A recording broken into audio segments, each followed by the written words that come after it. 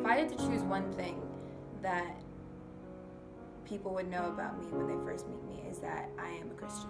Because that's the best thing about me, and that's why I do everything that I do. I grew up in a Christian household. I am the oldest girl in a family of 7 children. I have 3 brothers above me, 2 sisters below me, and then 1 brother below me, so I'm the exact middle.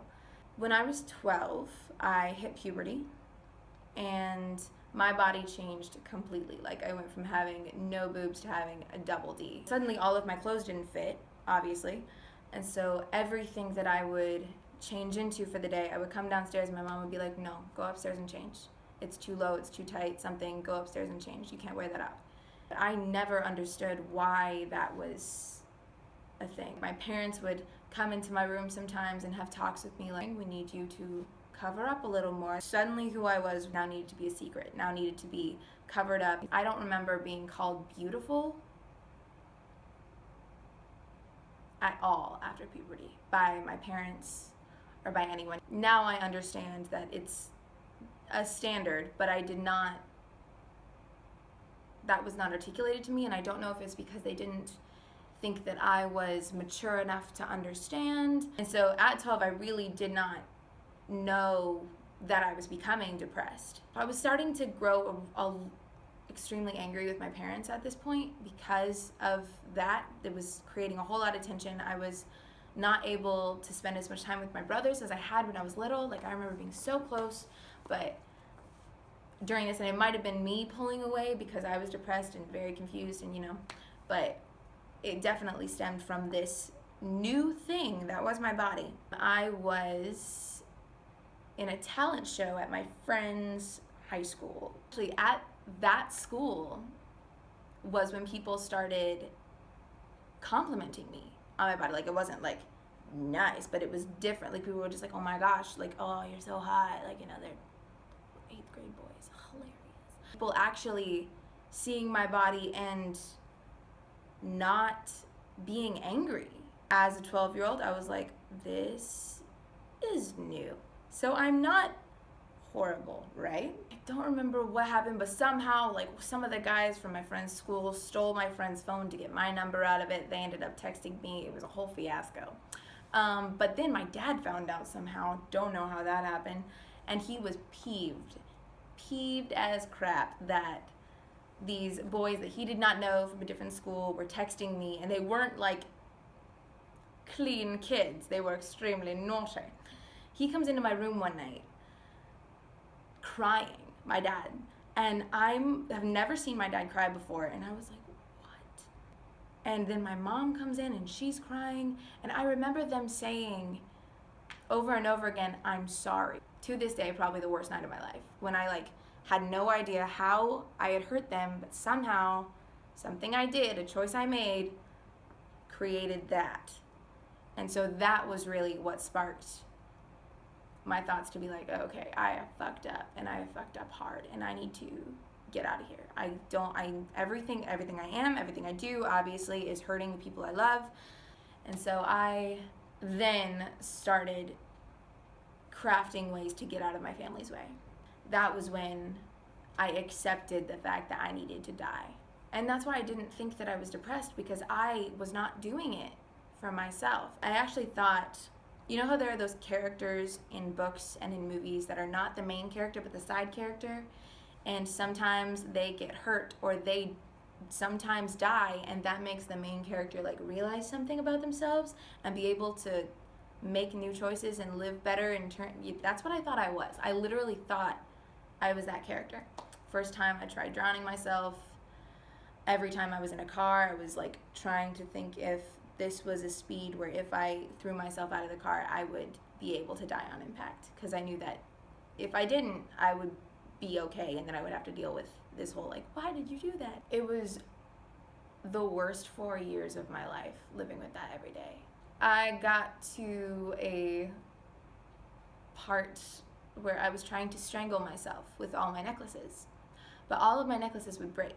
And the thing to remember through all this is that I was in constant communication with God. I was literally thought that this was what he wanted me to do. Like, this was why he created me. And I was okay with that. I was like, I understand. I know that this is what you want. Why aren't you letting me come home? One night when I was 16, I actually grabbed this necklace. I remember I twisted it like this and was pulling it across my throat, trying to twist it more and more. And I remember being on the floor, like waiting for it to break. At this point, so many necklaces had broken, and I was just kind of at this point expecting it. But I was sobbing. I could feel my face turning red and all the blood not being able to get down. And I just remember waiting and waiting for it to break, and it didn't. And the way that I always describe this when I tell this part of the story is that I felt a snap, but it was not in the necklace. It was somewhere in here. It was really weird. Something snapped, and I literally fell on the floor and let go of the necklace. And after 4 years of not being able to live, and then also not being able to die, was that it broke me. I was completely broken on the floor, and I literally remember saying the words, okay.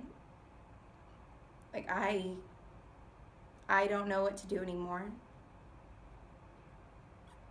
Whatever you want me to do, I'm gonna do. I surrender. As soon as I said that, it was very odd. I love this part of the story. Something right here felt like it opened up. Like, it felt like a door, but it was just like something that was closed felt like it opened. And there was a huge rush of emotion that just kind of shot through all of my limbs. And the weirdest part is that it was joy. It was literally hope coursing through my body after I had been depressed for 4 years. That was the weirdest feeling that could ever have happened. And then I actually heard a voice. And it wasn't like I was hearing something, like hearing someone talk. It was like the words were starting here and then coming into my brain. And they said, I'm not done with you yet. I have a future planned for you that is better than anything that you have asked for or imagined so far. And I can't wait for you to see it. I'm not done with you yet. It wasn't like the depression stopped, but suddenly I didn't feel like I was not supposed to be here. And that was definitely when I legit gave my life to Christ and was like, okay, whatever you want, man. I obviously can't do this on my own. And I've worn this every day since because I am very prone to relapses. Having this on every day really helps me remember that I'm not a fuck up. What God made me was not wrong. I was not in anybody's way. And I was beautiful. And I didn't need someone else to tell me that when he was telling me that constantly. I am loved more than I ever realized. I'm loved even when I screw up, even when I feel at my worst. That does not affect how much I'm loved, and that still blows my mind. And so that really affected how I saw myself. Because no one is super okay with like the meat suit that they've been given. But the cool thing is, it's not perfect, but that's okay. My favorite part of myself is probably my hair.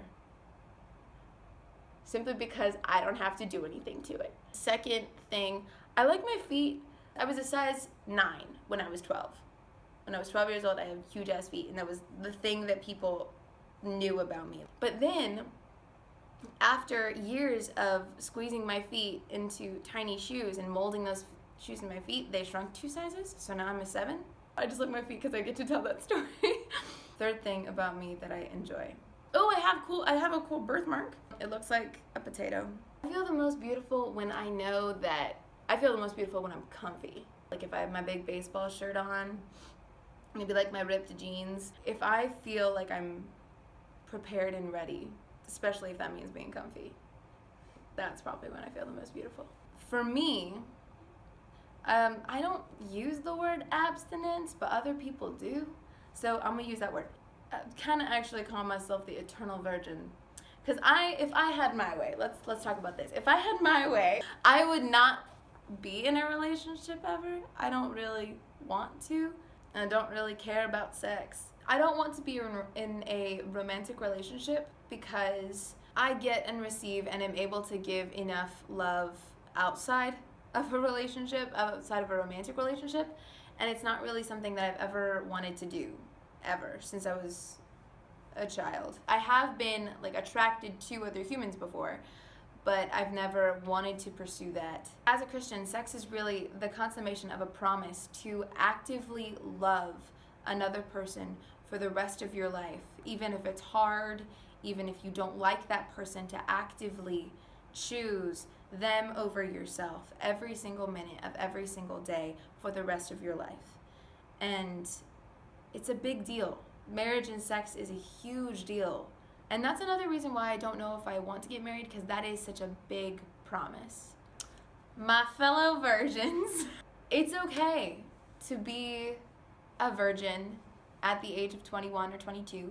It's okay to not be sexually attracted to other people. It's okay to live counterculturally. I would say don't let the culture define you, because it can be very loud and very persuasive. In this day and age, we're kind of like trailblazing a new path for women that we didn't have before, and it's kind of cool to be a part of that movement, so that other people can say, hey, this wasn't a thing 30 years ago, but now I can do this and I can be okay with it. I wouldn't say that I enjoy feeling sexy, but I do enjoy the beauty of my body, and I do enjoy being able to express and showcase what God has given me, and something, especially since I hated it before, since I absolutely despised it and didn't understand it at all. And now I realize that it's not perfect and it's not beautiful all the time. It's broken and ridiculous and not always clean, but it's what He gave me, and that's important and that's right. And so I do love showcasing that, but sexuality is never really a factor in there. Thank you for joining us here at our discussion. It's been really fun to have you. We hope you come back soon.